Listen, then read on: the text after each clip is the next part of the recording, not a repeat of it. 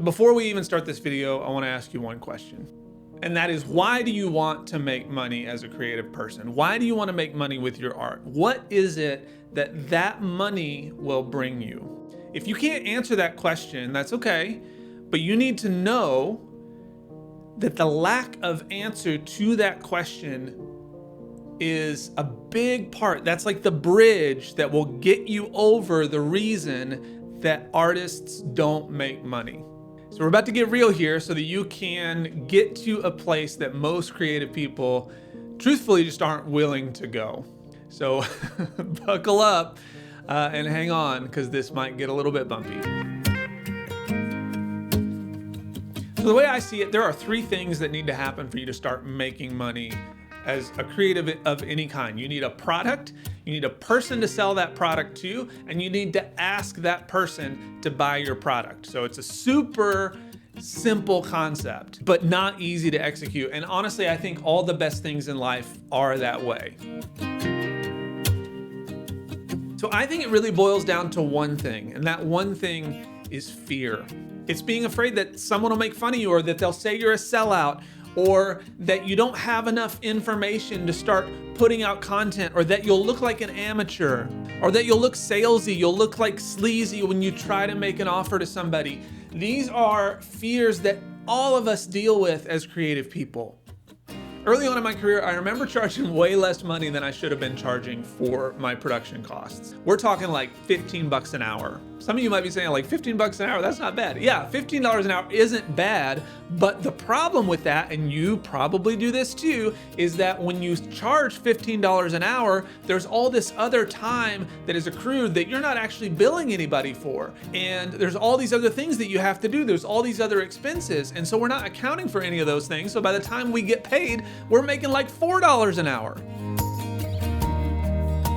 So in my house as a kid, money was like the necessary evil. It was the thing you had to bust your butt over. My gram would get up at literally 3:30 every morning to go and serve tables in a small town to make enough money to like put away and buy property and do these other things. Like, she had to work her butt off to do that. So for me, if I felt like I wasn't working my butt off to make money, I felt guilt. I felt like I wasn't doing enough.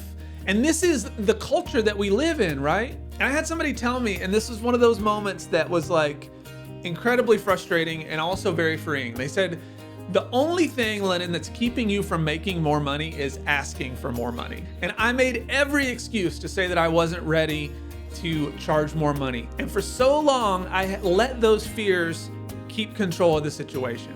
If you're frozen somewhere, the only reason that you're not moving to the next place is because your reason to move is not stronger than your reason to stay still. At that moment, I was kind of okay. It was like, okay, it's easier for me to stay here.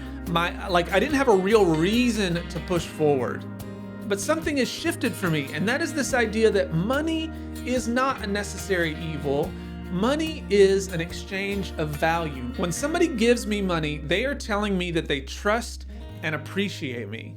And when you start to trust yourself more, when I started to trust myself more, I served people better.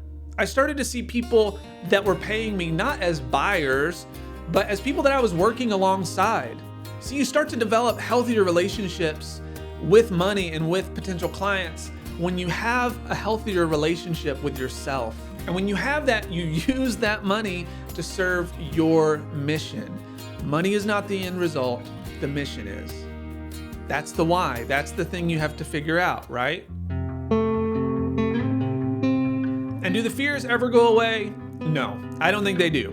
But I told somebody the other day that I think these fears are like magazines in a grocery store, because they literally said to me, like, this is the price that we have to pay as creatives, is feeling this guilt and this fear and this shame. I'm like, screw that noise. Like, the fear is like magazines at the grocery store. They're always there. When you get into the checkout line, they're always gonna be there. The only time they have some sort of power is when we glance at them, right?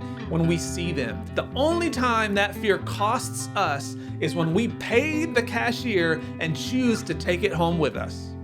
We have that choice as individuals. Will we give that fear that power?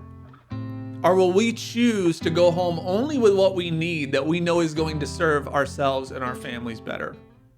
So the next time that fear gets in your way and you start to question it and you start to wonder, well, what if, how am I going to do this? What if, when those things start to happen, go back to why you want this thing. Go back to your why and ask yourself, if you push past this fear and you get that why, you get what you actually want, not the money, but the thing that the money's going to get you. If you got that, would it be worth it?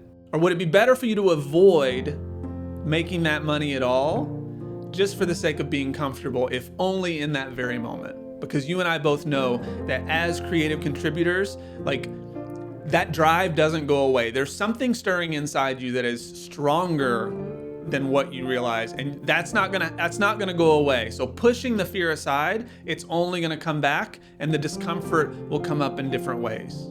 All right, I'm sending you love. I want you to check out this video right here. I picked it because it makes sense after this. You need to go watch it. I wish I had a better pitch for it. I should, but I don't. I got passionate, I got riled up. It's all I can do. Just go watch it. Come, let's hang out more. I promise not to be as like revved up. Maybe I am, I don't know. All right, love you. I'll see you soon.